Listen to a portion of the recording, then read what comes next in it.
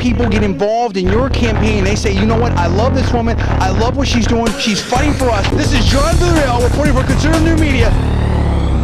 To this MMA fight. We have a world championship fight happening tonight over there in San Jose at, I believe, the HP Pavilion, whatever, where the Sharks play.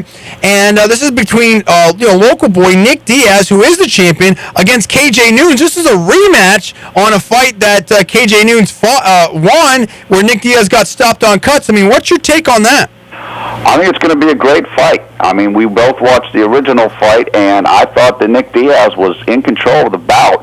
What happened is he got caught over his right eye with a knee as he was going in to shoot and to try to take down KJ Noons, and that pretty much cost him the fight. I think that was the reason why he lost, but not for that. He very easily could have won that bout, so I'm sure he's looking forward to the rematch. You know, I'll tell you what right now. I like Nick Diaz a lot. I think he's a good fighter and whatnot. I think him and his brother need to kind of calm down a little bit with their in-ring stuff and whatever. But, I mean, somewhere, maybe that's just how the 209 rolls. I don't know. But, I mean, the thing is like, I think that, KJ Noons is really, really tough. I like KJ Noons in this fight, and I'll tell you why. Because we saw in the first fight that he had the takedown defense and the athleticism to be able to avoid the takedown. And if Nick can't take you down, yeah, he's a good striker, and he's got that sort of pitter-patter style, and he's got a great long reach. He's very tall for that weight class, so he can really do damage with a lot of people on the stand-up, but not with KJ Noons. KJ Noons was having a little bit of trouble finding the range, but he just hits so much harder. He's got great head movement. You have to remember, KJ Noons was not just a professional MMA fighter, but a professional boxer with a 13-1 record. I mean, this guy is no slouch, and he can hit very, very hard, and we've seen that where he just takes people out with one punch. I respect KJ Noons, and I like him, and I like Nick Diaz both. I like both fighters. I enjoy watching both of them. I know that KJ Noons has even talked about taking on Manny Pacquiao if Manny Pacquiao would come over into MMA. So the guy fears nobody. I don't know if that's all about just fear either. I'd take on Manny Pacquiao for $30 million. I'd take 2 or 5. Knock me out. That's fine, bro. No problem. Manny's cool. Nick Diaz, a little taller, a little longer reach. I'm interested to see this. Honestly, if I had to make a pick right now, I would actually go with Nick Diaz if he's not cut. He's just a resourceful, tough dude. He is. I know that Noons has the power and the punching ability, as you mentioned, with the boxing background. He did put Nick Diaz down with the right hand over Nick Diaz's left eye. I certainly wouldn't be surprised if Noons won. Right now I'm kind of feeling Nick Diaz. And I can see that too. It's an interesting fight.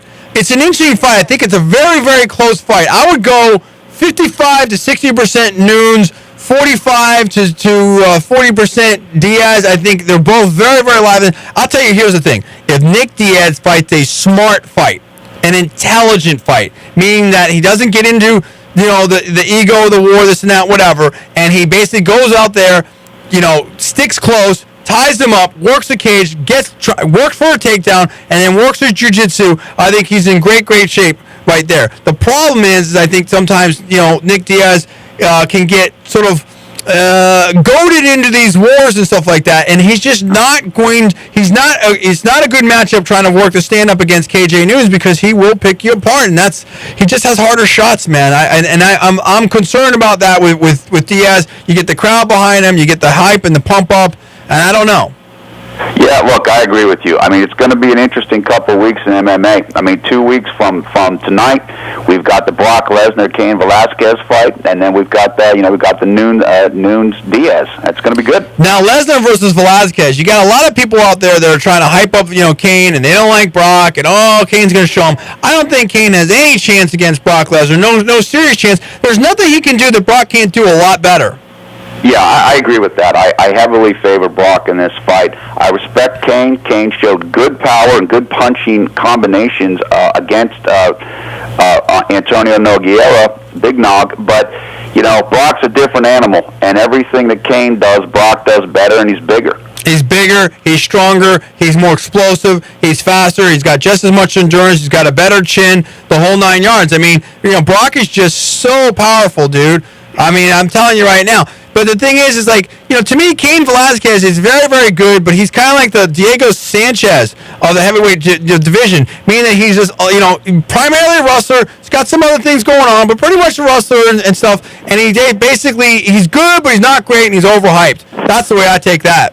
I think that Cain Velasquez could be just about anybody in the heavyweight division, except maybe for Shane Carwin and Brock Lesnar. I think that Cain Velasquez will beat Frank Mir. He might even beat Junior Dos Santos, but I don't think he's going to be able to beat Brock Lesnar. Interesting with Dos Santos. That's a matchup I would like to see right there. I mean, Dos Santos is clearly the heavier puncher, a lot of endurance, stuff like that too, but definitely lacks in the ground game. If he can't take you out of there, he might have some problems, as we saw against Big Country Roy Nelson, who he eventually got out of there, but he was definitely struggling there.